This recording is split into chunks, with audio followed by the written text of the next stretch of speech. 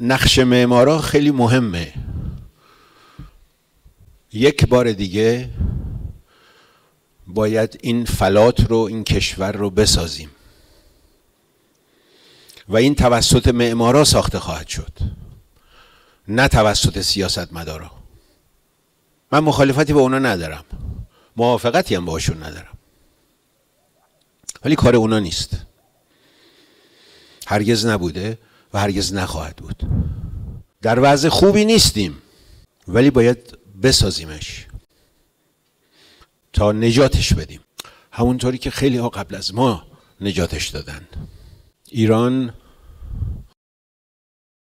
هزاران سال صادر کننده معماری بوده به تمام جهان، از چین تا امریکا، و میتونیم دوباره این کارو بکنیم. من معماری رو شروع کردم به صورت حرفه‌ای زمانی که معماری وضع خیلی بدی داشت، اصلا وضعیتی نداشت، چون در غرب مدرنیسم تموم شده بود و دوستانی هم صحبت از پست مدرنیسم میکردن. خب مدرنیسم همه میدونیم چی هست و چی نیست و اینا. پست مدرنیسم یعنی چی؟ یا مثلا دیکانستراکشن.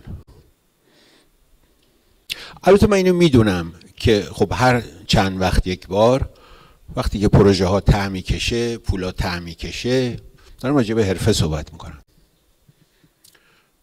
باید یک سبک جدیدی آورد تا دوباره بانک‌ها به معماری پول بدن، دوباره سرمایه گذاری بشه.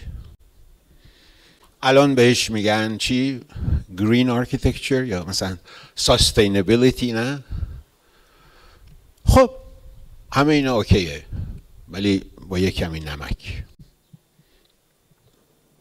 ولی بدون معماری ایران کسی معماری نکرده و از همه شما میخوام یک چیزی به این تاریخ معماری که احتمالاً درخشانترین تاریخ معماری جهان هست، شما هم یک چیزی اضافه کنید. من این روزها راجع به معماری که فکر میکنم،